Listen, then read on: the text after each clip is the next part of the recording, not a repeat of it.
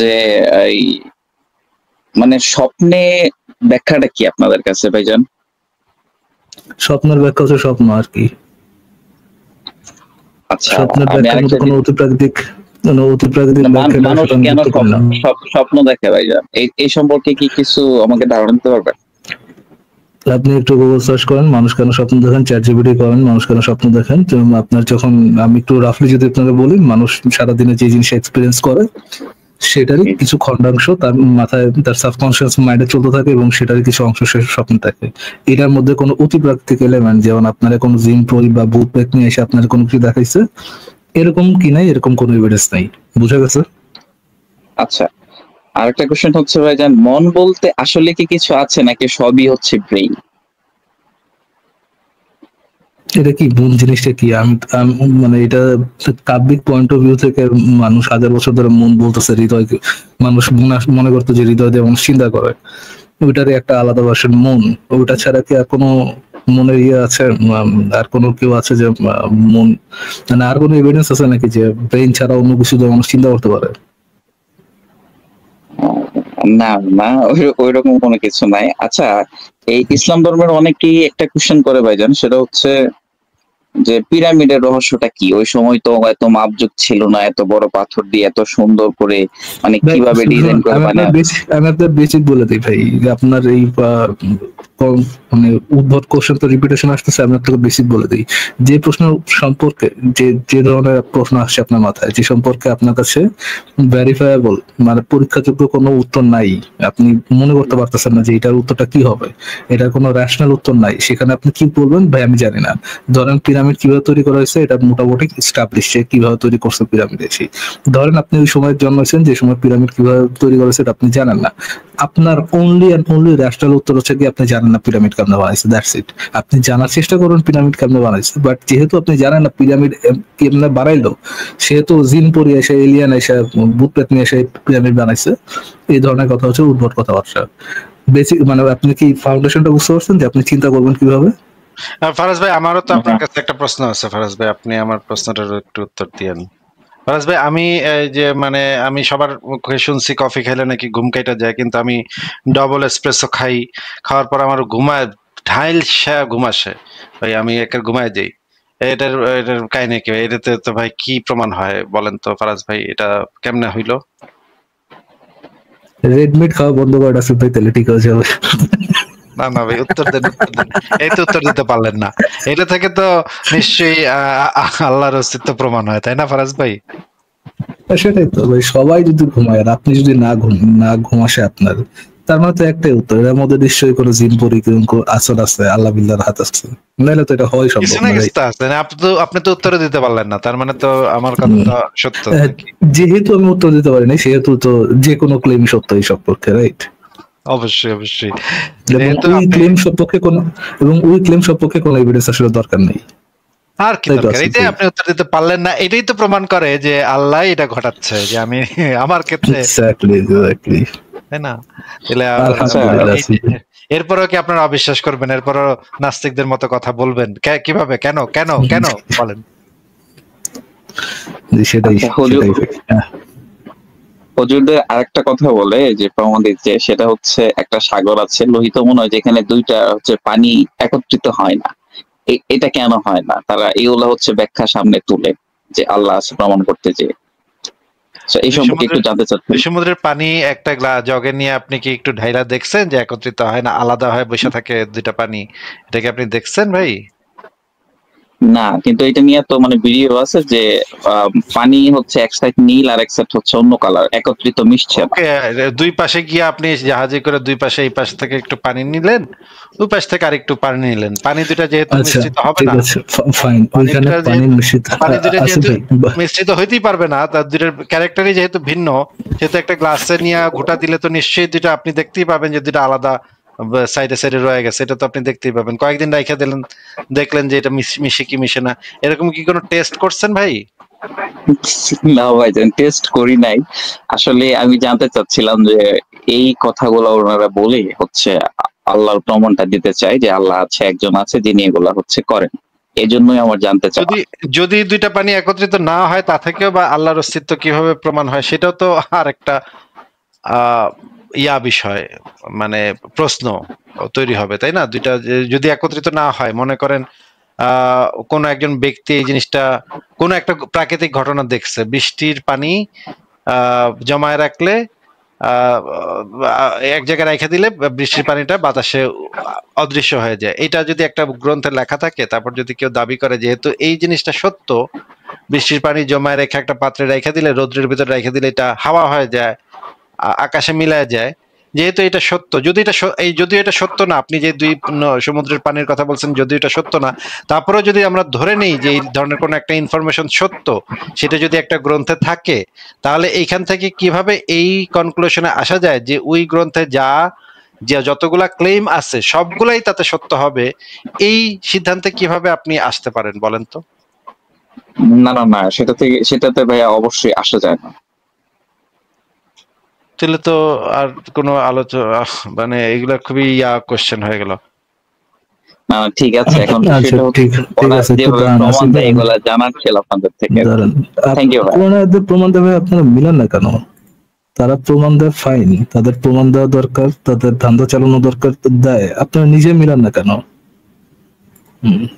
আচ্ছা, কিন্তু হ্যাঁ এটা ঠিক, আমি এটা বিশ্বাস করি। ভাই এটা আয়াতে একটু পড়েন, আয়াতে কি লেখা? আর তিনি দুটো সাগরকে একসাথে প্রবাহিত করেছেন, একটি সুপেয় সুস্বাদু, অপরটি লবণাক্ত ক্ষার বিশিষ্ট, এবং তিনি এত দুবয়ের মাঝখানে একটি অন্তরায় ও একটি অনতিক্রম্য সীমানা স্থাপন করেছেন। তিনি সমুদ্রকে দুধারায় প্রবাহিত করেছেন। আচ্ছা, একই আয়াতের ভিন্ন ট্রান্সলেশন আর কি। দুই সমুদ্র মানে সমুদ্র কি? প্রথমে এটা আমার বলেন ভাই, স্বাদু পানির বা মিষ্টি পানির কি কোনো সমুদ্র আছে, সাগর আছে দুনিয়াতে? না। আচ্ছা, তাহলে উনি বলছে দুইটা সাগর আছে। একটা কি সাগর?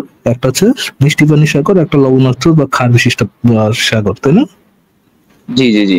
আল্লাহর এই কথা তো ভুল যে দুই ধরনের সাগর আসলে দুনিয়াতে নেই, আছে এক ধরনের সাগর, যে সবগুলো হচ্ছে কি আপনার লবণাক্ত। ফাইন, ধরেন একটা সমুদ্র আছে যেটা হচ্ছে পানি সুস্বাদু, আর একটা হচ্ছে লবণাক্ত। ভাইয়া, সুস্বাদু পানির সাথে লবণাক্ত পানি কি মিশে না? হ্যাঁ, মিক্সড হয় তো। তাইলে ভাইয়া আপনি যে প্রমাণের কথা বললেন, প্রমাণটা কি সখী প্রমাণ না কি প্রমাণ? না, বুঝতে পারছি ভাই আমি। আচ্ছা, এই যে বাংলাদেশের যে নদীগুলো আছে ভাই, এই যে বাংলাদেশের নদী থেকে তো পানিগুলা গিয়ে সমুদ্রে গিয়ে পড়ে, তাই না ভাই? জি জি জি। বঙ্গোপসাগরে নদীর, মানে বঙ্গোপসাগরের মোহনা দিয়ে সমুদ্রে গিয়ে পড়ে।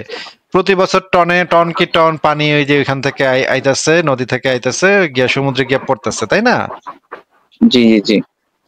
বঙ্গোপসাগর তো তাইলে এতদিনে মিঠা পানি হয়ে গেছে নাকি? ওরা তো মিশে না, লবণাক্ত পানির সাথে তো মিঠা পানি মিশবে না, যেটা কোরআনে বলা আছে। তাহলে তো বঙ্গোপসাগর পুরোটাই তো এখন মিঠা পানিতে পরিণত হওয়ার কথা নাকি? না, সেই কথা মোতাবেক তো তাই। আচ্ছা, আমি আরেকটা কথা বলতে চাই। বঙ্গোপসাগর তাহলে কোরআন মানে না, তাই নাকি? বঙ্গোপসাগর কোরআনের পাত্তা দিল না, কি একটা অবস্থা দেখেন ভাই। নাস্তিক, এই বঙ্গোপসাগরটাও নাস্তিক হয়ে গেছে। আচ্ছা ভাই জান, আমি আরেকটা কথা বলতে চাই, সেটা জাস্ট মানে এমনিতেই, তারপর হচ্ছে আমি চলে যাবো আরেকজনকে আইনেন। সেটা হচ্ছে, আপনি কিছুক্ষণ আগে আলোচনায় বলেছেন যে জিব্রাইলকে প্রমাণ করতে। এখন বাই এনি চান্স আপনার সামনে কেউ এসে বলতেছে, কোনো মানুষ না, কিছু না, এমনিতেই যে আমি জিব্রাইল, তখন আপনি এটা কিভাবে ব্যাখ্যা করবেন?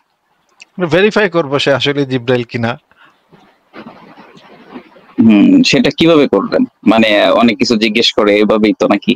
জিজ্ঞেস করে প্রমাণ চাইবো সে নাকি পাখার, মানে তার নাকি 600টা পাখনা আছে। আমি প্রথমে দেখতে যাবো তোর 600টা পাখনা আগে দেখা আমারে। তো তুই 600 পাখনা দিয়ে তুই কি করস?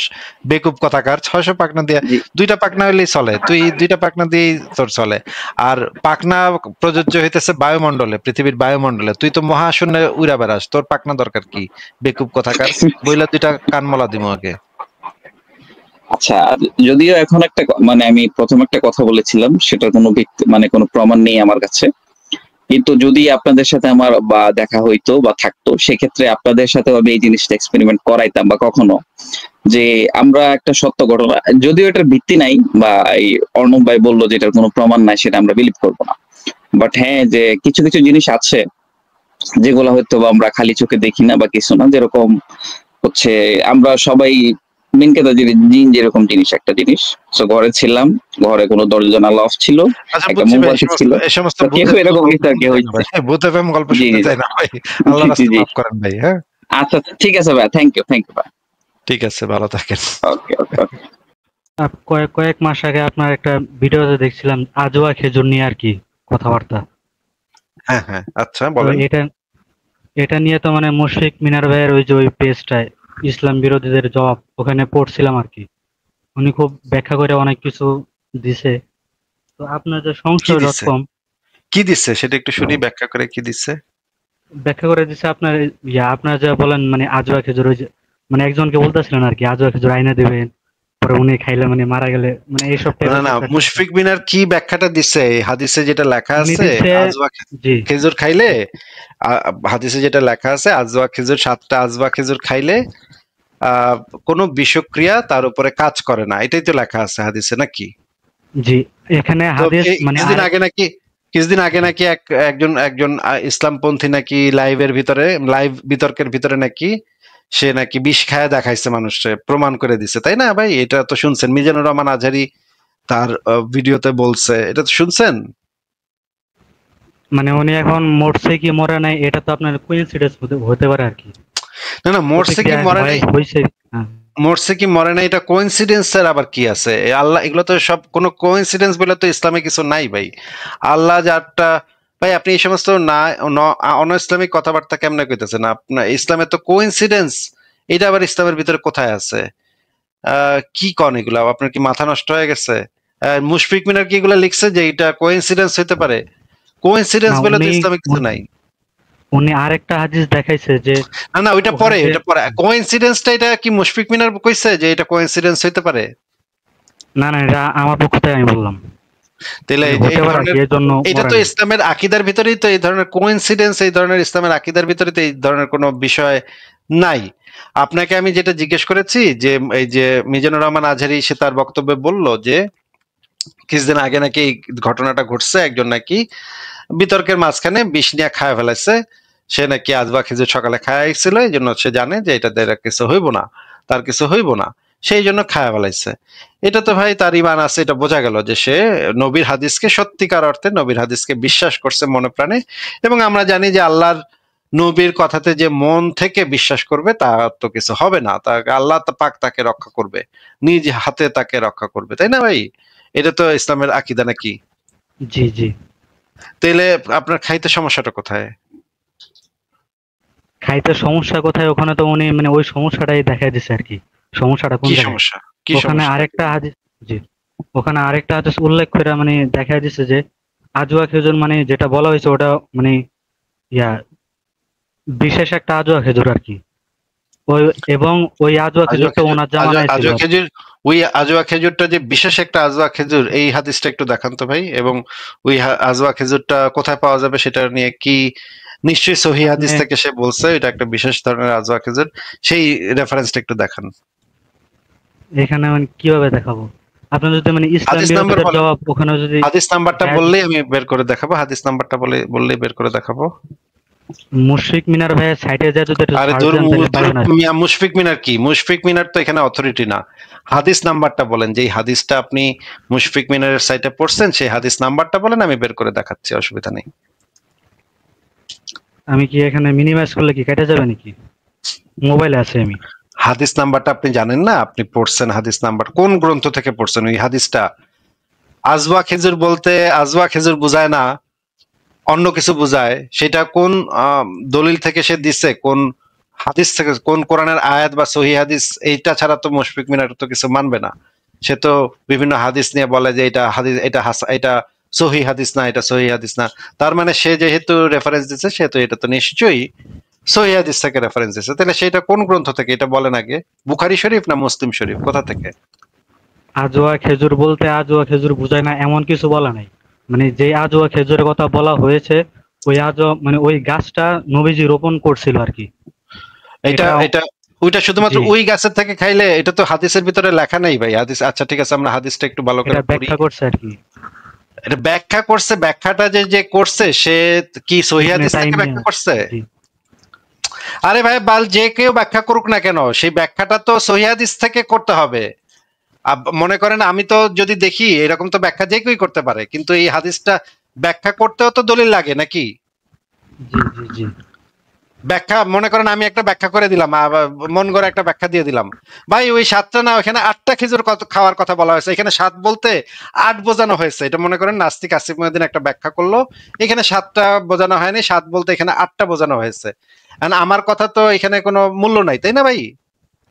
জি জি আমার কথা মূল্য হবে তো কখন, যখন আমি সেটার একটা দলিল দেখাতে পারবো যে এখানে 7 বলতে 8 বোঝানো হয়েছে, এবং দলিলটা হইতে হবে একটা সহিহ হাদিসের দলিল, নাকি?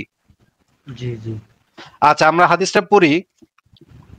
এখানে হাদিসে বলা আছে, আজবা খেজুর দিয়ে জাদুর চিকিৎসা প্রসঙ্গে আমি রাসূলুল্লাহ সাল্লাল্লাহু আলাইহি সাল্লামকে বলতে শুনেছি, যে ব্যক্তি সকালবেলায় 7টি আজবা মদিনায় উৎপন্ন উৎকৃষ্ট খুরমা খেজুর খাবে, সেদিন কোনো বিষ বা জাদু তার কোনো ক্ষতি করবে না। এখানে লেখা আছে ভাই, মদিনায় উৎপন্ন উৎকৃষ্ট খুরমা খেজুর, এটা এখানে লেখা আছে হাদিসের ভিতরে, আজবা লেখা আছে। এবং আরেকটা হাদিস আমরা পড়ি, সেখানে আমরা দেখি তাওহীদ পাবলিকেশনস 4445, প্রত্যেকদিন সকালবেলা 7টি আজবা উৎকৃষ্ট খেজুর।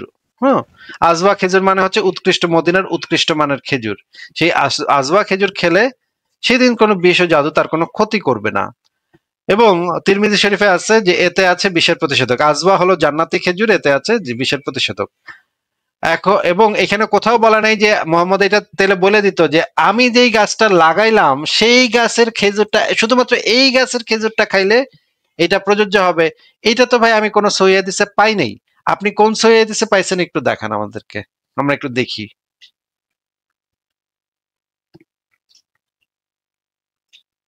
ইয়া ভাই, শাহিন ভাই আনমিউট করে কথা বলেন, আনমিউট করেন শাহিন ভাই। ও শাহিন ভাই আনমিউট করেন, নিজেকে আনমিউট করেন। হ্যাঁ হ্যাঁ, বলেন বলেন। সার্চ দিয়ে দেখতেছি। হ্যাঁ হ্যাঁ, সার্চ দিয়ে দেখেন এটা কোন সহিহ হাদিস থেকে এই জিনিসটা বলা হয়েছে যে এই আজওয়া খেজুরটা শুধুমাত্র নবীর নিজ হাতে লাগানো ওই আজওয়া খেজুরের খাইলে এটা হইব না। তাহলে ওই আজওয়া খেজুরটা আমরা এখন কই পামু, কেমনে পামু, ওইটা সহিহ হাদিসে কোথায় লেখা আছে আমরা একটু দেখবো। তার আগে আমরা ততক্ষণে আপনি খুঁজতে থাকেন, ততক্ষণে আমরা এই ভিডিওটা একটু দেখি, নাকি শাহিন ভাই? জি জি আচ্ছা, আমরা ভিডিওটা দেখি কি বলে। আল্লাহ রাসূল সাল্লাল্লাহু আলাইহি ওয়াসাল্লাম সুস্বাস্থ্যের জন্য আজওয়া ডে, যেটা আজওয়া খাবার, আজওয়া আল মদিনা, মদিনার যে আজওয়া খেজুর, এটা খেতে বলেছেন।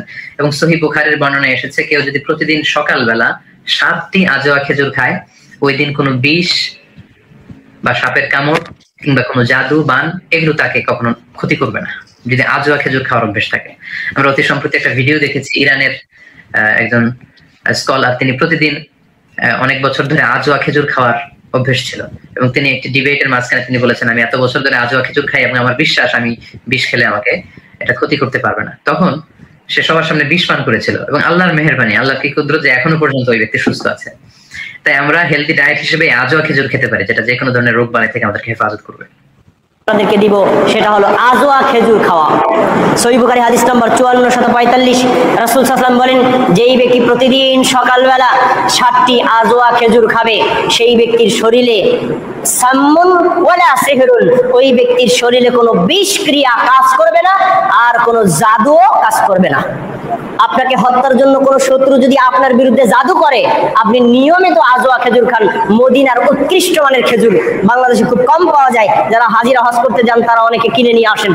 এই আজওয়া খেজুর যদি প্রতিদিন সকালে 7টা করে খায়, আল্লাহ তাআলা তাকে এই রোগ থেকে সহ যে কোনো রোগ থেকে মুক্ত রাখতে পারেন। এটা আপনি খাবেন ইনশাআল্লাহ। আপনার জন্য এবারে প্রশ্ন, প্রতিদিন সকালে কয়টি আজওয়া খেজুর খালি পেটে খেলে সেদিন তাকে কোনো বিষ বা জাদু ক্ষতি করতে পারবে না বলে হাদিসে বর্ণিত রয়েছে? ক 1টি, খ 3টি, গ 7টি, ঘ 10টি।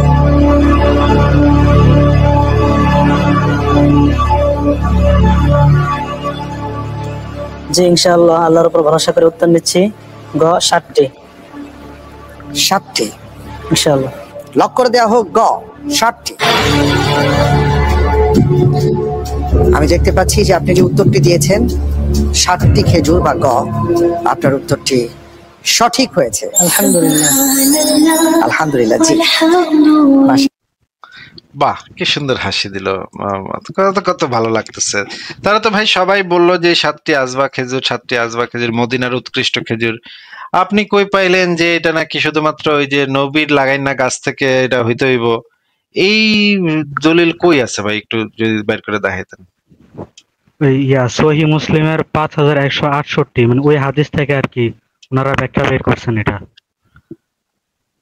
ব্যাখ্যা বের করলে তো হবে না, সহিহ মুসলিম আমরা ওই হাদিসটা পড়বো। সহিহ 5168, 5168। আচ্ছা, আমরা হাদিসটা দেখবো। এটা কোন প্রকাশনী ভাই?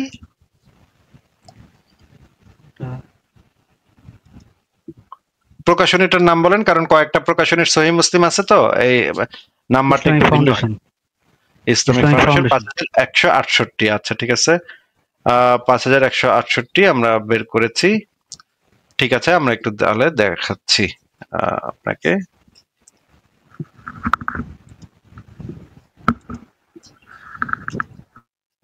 না সরি, আমি ভুল স্ক্রিন শেয়ার দিছি, দাঁড়ান।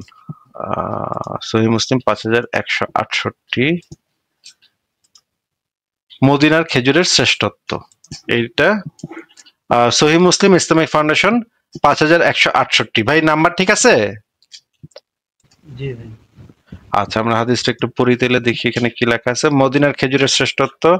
আয়েশা থেকে বর্ণিত, রাসূলুল্লাহ সাল্লাল্লাহু আলাইহি ওয়াসাল্লাম বলেছেন, মদিনার আলিয়া অঞ্চলের উঁচু ভূমির আজওয়া খেজুরের শেফা, রোগ মুক্তি রয়েছে। অথবা তিনি বলেছেন প্রতিদিন সকালের এর আহার বিষনাশক, ওষুধের কাজ করে।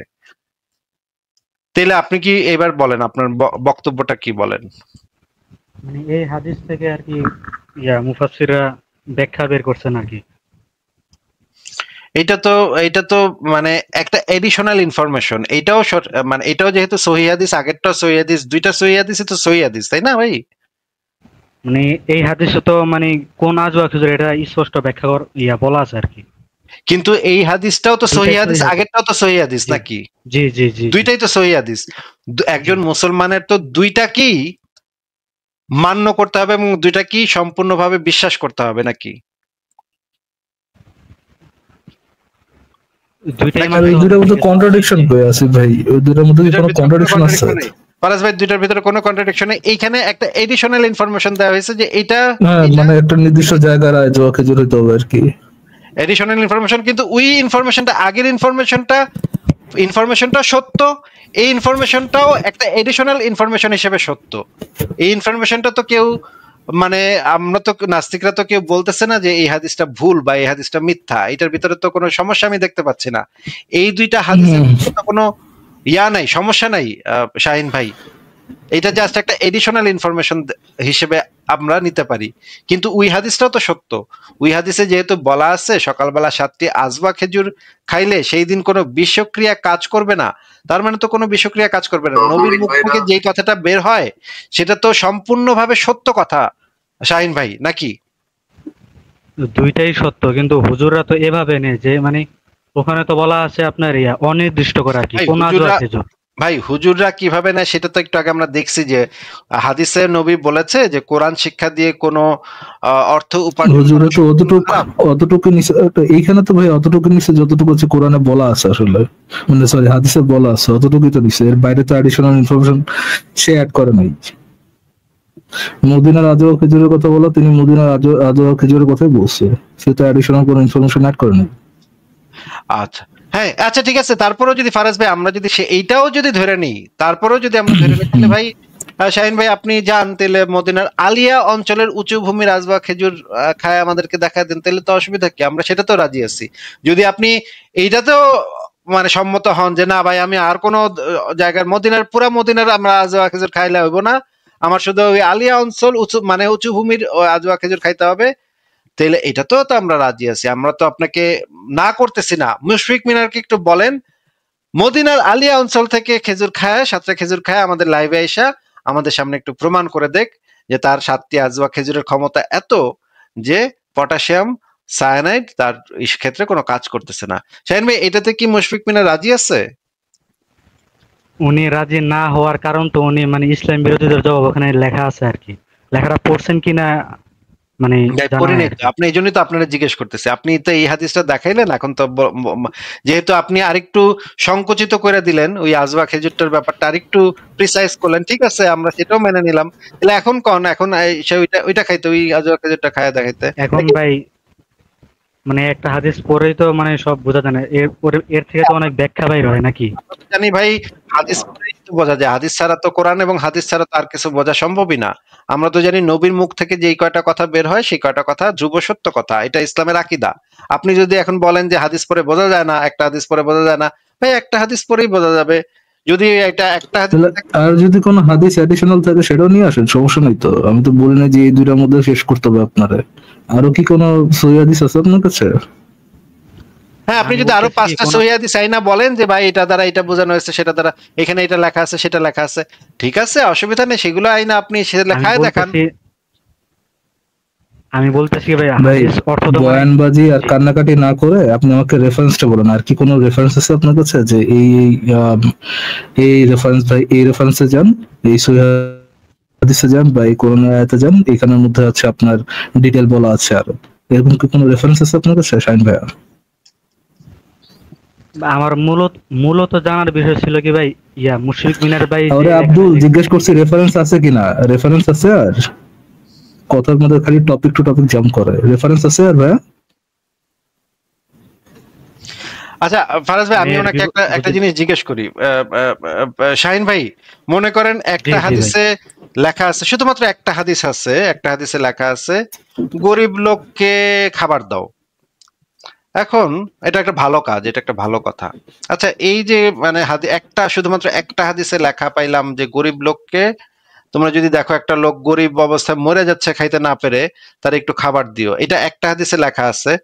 তখন কি এইরকম যদি হাদিস আপনি দেখেন, মাত্র একটা হাদিস, এটা কি আপনি কি করবেন বলেন তো? গরিব লোকরা কি খাবার দিবেন, নাকি আপনি কইবেন মাত্র একটা হাদিস দিয়ে তো বোঝেন যাইব না ভাই, একটা হাদিস দিয়ে তো কিছুই বোঝেন যায় না ভাই, আমাদের তো আরো 50টা হাদিস পড়ন লাগবে একই জিনিস, তারপরে আমরা জিনিসটা বুঝতে পারবো, গরিব লোকরা আমি পরে দিব নে খাবার দাবার, আমি আগে 50টা হাদিস পড়ে আহি, এই বিষয়ে কি কি হাদিস আছে সব পড়া, তারপর আমার বুঝন লাগবো যে এইখানে আসলে গরিব লোককে টাকা দেওয়া বলতে নবী কি বুঝাইছে, গরিব লোককে আসলে দিমু নাকি দিমু না, এটা কোনটা বুঝাইছে নবী, আমি তো কিছু বুঝতেছি না ভাই। হ্যাঁ, এটা কি আপনার কি এইভাবে আপনি মানে হাদিস পড়েন নাকি, একটু বলেন তো আমাদেরকে।